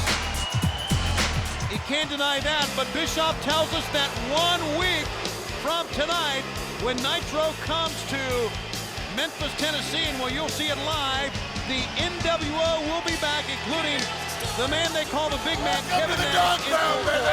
The Giant called him the big little man, Kevin Nash. Who knows what the NWO has in mind next Monday? The Steiner Brothers are here. I'll guarantee you next Monday it's not going to be Chuck Berry singing Dial Memphis Information. I'll tell you what it's going to be. They're going to do something. And we've got a fight already, guys. It started. Philadelphia street fight, and that means basically no disqualification. Anything goes. The World Tag Team Champs are here, the Steiners. Here's a pickup look at this.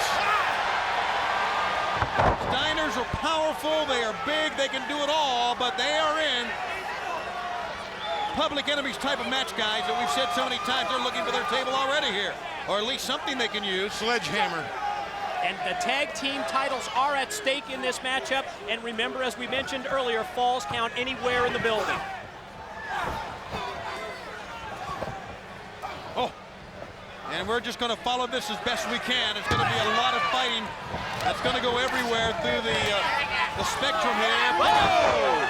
You know, this could wind up out front on Broad Street. You really never know. Tell you, and you know, this the former home of the Philadelphia Flyers, now of the Philadelphia Phantoms, and this truly has been an arena that has seen its share of fighting in the past. The Public Enemy may be renamed the Broad Street Bullies tonight. That's right. Foot to the face, and down goes Scotty Steiner. Oh, my goodness. I'm not so sure who the legal man is. I can only assume that since Billy Silverman, the referee, is in the ring, that the legal men are in, and that's Scotty and... Is there a legal man? Tony, Do we need to worry about a legal man, Tony? What are you worried about?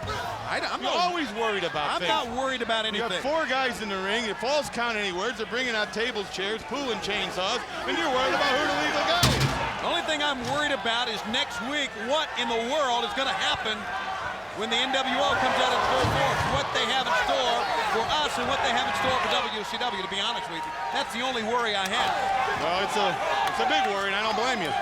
But I feel good in my heart knowing that the match that I wanted to see, that wrestling fans have wanted to see, that professional wrestlers have wanted to see.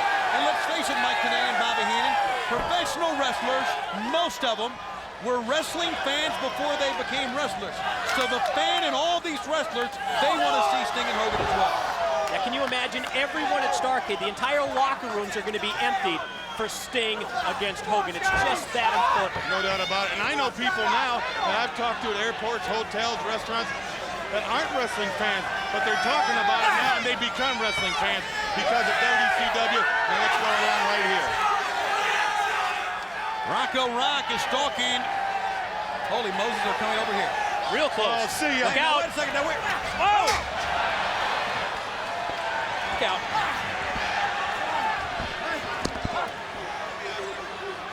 Look at this. Rocco Rock is climbing up the Nitro set. Is this a first or what? Yes. Oh! He nailed him. Came off with a big forearm smash onto Scott Steiner. I thought when we moved away from ringside, we got away from this, and they're going to take it right to the fans here. There's in the left panel of your screen, Scott Steiner. And are we on? Yeah, I just got drenched. Did you? And I think Rocco Rock got an unexpected brew. Scott Steiner's going berserk. Meanwhile, in the ring, the other two. Steel chair across the back of Rocco Rock. This is the type of competition our fans have come to expect on WCW Monday Nitro. Oh my goodness, that's a sandbag is what that is, used to weight the crane camera here. And he just hit him right on the face with it. Now I know you can see Johnny Grunge has stacked the tables with Rick Steiner in the right of your screen and using the camera cable here. So you're seeing an unabridged brawl. You're seeing a typical day in Philadelphia. That's what you're seeing. Yes. Well, in many ways you're right. Well, you're talking about 4 guys. Oh my goodness! He spiked him. I mean, you're talking about what's happening out here with 4 guys. What's going to happen when you got 60 guys and 3 rings? You know, the fact is that has to stay into the ring. Oh yeah, good luck. Well, they do. I mean, remember when they go over the top rope and to the floor, they're out of it. I know, but you know, they spill into other rings. They'll go up between the ropes. They'll be underneath the rings. Do you remember last year one of our announcers, Lee Marshall, was severely beaten by the Barbarian? I do remember that. Yeah, we'd like to see that again. I would. I mean, that's the type of match we want to see, the type of action we want to see. Talk about a dangerous atmosphere, just being an announcer at ringside with the 3 rings. It's a dangerous night, and it will happen at the Palace of Auburn Hills. You can see it only on pay-per-view, DirecTV with Direct Ticket, Dish Network. Look at that. Now look at that. They're working as a team. Believe me, they've got World War III on their mind. You can see it. They didn't throw him through the ropes. They threw him over the top. Oh! Yeah! Those chairs are heavy. Yes, they are. And there you see the tables kind of looming in the background here. Oh, it's the double-decker. Double stack. Ted DiBiase, he tried to pull Rick Steiner out. I don't know if he got him completely out or not, but the worst for wear is Johnny Grudge. He may be out here. Oh boy, Rick Steiner's hurt. Rick Steiner severely hurt. There's a pin here. 1, 2, 3. It's over. The Steiner brothers will win it. As Scott Steiner looks over his brother who was injured, that table coming down. Johnny Grunge is out cold, and the Steiner brothers are still the World Tag Team Champions.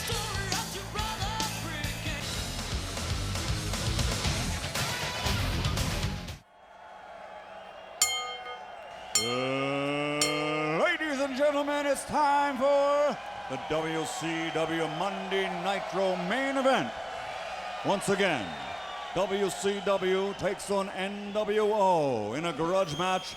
This is for the United States Heavyweight Championship. Are you ready? Wrestling fans, are you ready? For the millions watching around the world, and the thousands in attendance here in Philadelphia, Pennsylvania. Ladies and gentlemen, let's get ready to rumble! Let's do it! And we are going to rumble here tonight. You're right, Michael Buffer. Here we go. Coming to the ring at this time, wearing black with orange trim, and weighing in at 257 pounds, a second-generation wrestling champion from Robbinsdale, Minnesota. He is the self-proclaimed greatest athlete of all in the world, who has now allied himself with a new world order.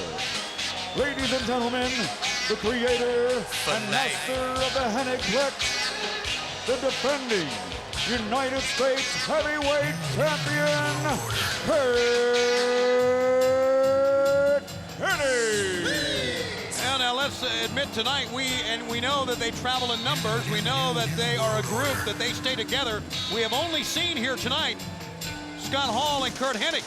Eric Bischoff says next week in full force, including the return of the big man. They call the big man Kevin Nash.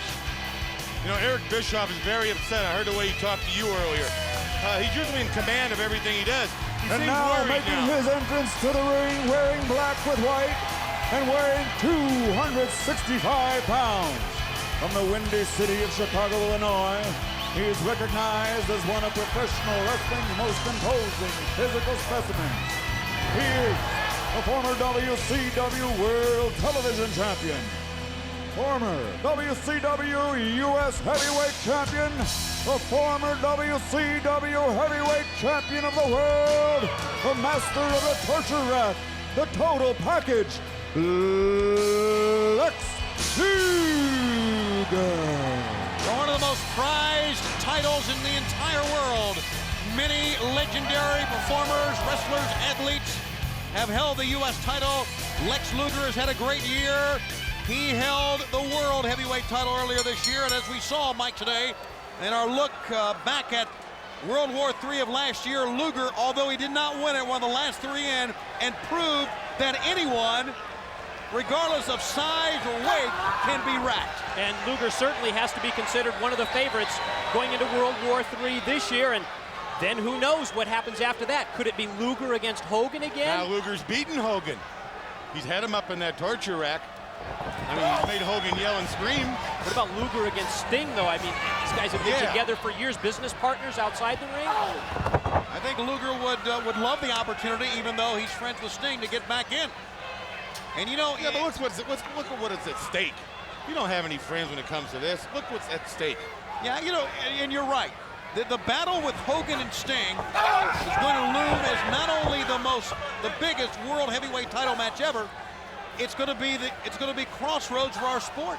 It's going to be loom as the biggest single match. It's going to be two different ways of thinking, two different outlooks on our sport. It's finally going to come down to two men, the two top wrestlers in the world. I wonder if Curt Hennig is going to be able to concentrate on Lex Luger in this matchup. We heard the Nature Boy Ric Flair earlier tonight promise that if Hennig showed his face, that he would catch him before Nitro was over. Yeah, you wonder exactly what's going through Flair's mind right now, if he's waiting or if he's going to attack Curt Hennig, or maybe that Flair is just going to watch this and concern himself with the no disqualification return bout for the U.S. title that he has coming up at World War III. Remember, if Luger wins, it'll be Luger and Flair for the U.S. title coming up at World War III, and there's a back chop that time. Fans, we got to break away for our commercial message. Back with more. The match continues. We're live with Nitro on TNT. See the back of his head at the mat? Yes, I did. Welcome back. The match continues for the United States Heavyweight Championship. Two of the most remarkable athletes in the world, and two men are going to be involved in World War III, as you know, on the 23rd of this month, the 23rd of November. Hennig having a little problem with our ringside fans, and he needs to spend more attention to Lex Luger, and Luger has had enough of it. Luger will get his attention. And Hennig used the opportunity to pull down on the neck of Lex Luger, and now going to put him all the way up to Broad Street here. Looks like it was part of his strategy. It certainly was, and I've seen this man operate before. When he shifts gears, nobody's going to stop him. He's ready right now. He's not scared of the muscles on Luger. He's not scared of that man's reputation. He's got his own reputation. He wants everybody to know it. I'm Curt Hennig. You better remember that, pal. Let's remind you one more time before time slips away here, of course, that we will be on the air next week, and the NWO will be in full force, including, I mean, every member of the NWO, including the man they call the big man, the return of Kevin Nash. The Giant, we all know, is the real big man. He won World War III last year when he was a member of the NWO. I bet there's going to be new members of the NWO. You think that's it? Next week? He's saying they're all going to be here. It sounds something smells fishy to me. Yeah, it sounds like a Wolfpack reunion next week. And we will be in Memphis, Tennessee for that big event. Meanwhile here. Wonder if Sting's going to be there next week. Maybe so, and I know how Sting is. At least I think I know how Sting is. He's a very courageous, tough athlete, but he would be ill-advised to be anywhere the NWO is. Well, knowing Bischoff and Hogan and the way they operate, I wouldn't be surprised to see Elvis in a jumpsuit with NWO on it. Well, would you stop? You never know. Yeah, I know. Thank you very much.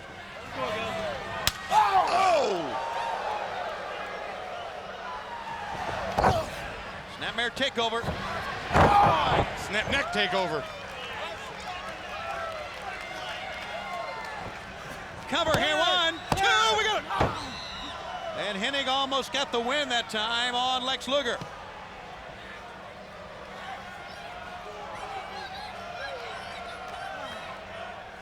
Hennig back to the attack. Right now, how many times have we seen this, guys, that Luger is at the mercy of someone here? Hennig right now having his way with the total package here. Well, he can't get too cocky with Luger. He can't walk around and kick him in the head with the boots and shove him around a little bit, and he knows that. The man's been a champion, too. He's got to take this big man out as quick as he can. Kind of a surprise, though, that Hennig has just been in total control of Luger. Head first. And Luger back down into heat here. Well, the fact is, these great athletes each and every week come out here on Nitro and wrestle, put their careers on the line. Anytime you go in the ring against a member of the NWO, your career is on the line. Right. And the fact that they're doing this when, for many of them, their biggest night comes up on November 23rd. It's amazing that the resiliency of the athletes as they continue to bounce back each and every week. Think about Diamond Dallas Page wrestling with with rib problems. Torn cartilage in the ribs. Torn cartilage in the ribs. Continuing, as he said earlier, to wrestle against Savage and Hogan the very next night with torn cartilage in the ribs. He just exemplifies what it takes to be a champion. And we got a 2 count. How many other injuries do we have in this sport that wrestlers just really kind of just put out of their mind, shut out, don't tell anyone about? Look at Chris Jericho coming back after the injury at Halloween Havoc to wrestle 24 hours later on Nitro. Well, when you stand in that ring and you're introduced, you look across that ring and see your opponent, the bell rings, you know you got to do it.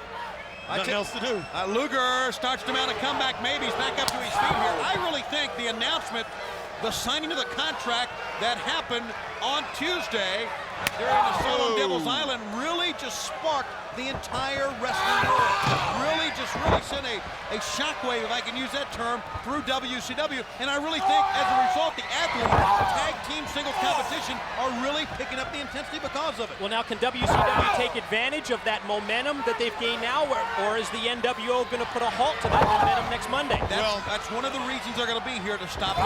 In full force next Monday, but I still think we got a step, maybe 2 steps ahead of now. I don't see anybody at WCW really worried as they're worried in the NWO. No, caught him, but Luger with that big bionic forearm. He turned Hennig inside out, and it could be time for the torture rack. We may see a new champion here. That's right, go to rack him right now. Here he goes. Hennig holding the ropes. Hennig holding the ropes. He holds on to Luger, and both men are over the top. Randy Anderson's going outside with him. Well, great counter move that time by Hennig to hook the top rope. Both men tumble over the top and down to the floor. So like you say, this is my great counter move. That was a desperation move. And he did it out of desperation. Randy Anderson's letting the match continue. He could have disqualified either man right there, but he's going after the U.S. title belt. Oh, it's Flair! Here comes Flair. He went after the U.S. title belt. I don't know if he's going to use it on Luger or not, but Flair has seen enough, and Flair has come in. And now you hear the bell is sounding. Hennig goes for the eyes, and that stops Ric Flair momentarily. Hennig back in. And Luger's gonna pick him up again. Got him! He's got him wrecked! He's got him wrecked! And Flair attacks him, and now the referee calls for the bell. I thought I heard the bell earlier. I thought I did too, but right now that's official. The referee has called for the bell. Flair stopped the torture rack. But you can understand why. His hatred for Curt Hennig. And he's chasing Hennig out. He's not finished with Hennig, and there's Luger behind Flair. Fans, we gotta go. We're out of time. We'll see you next week.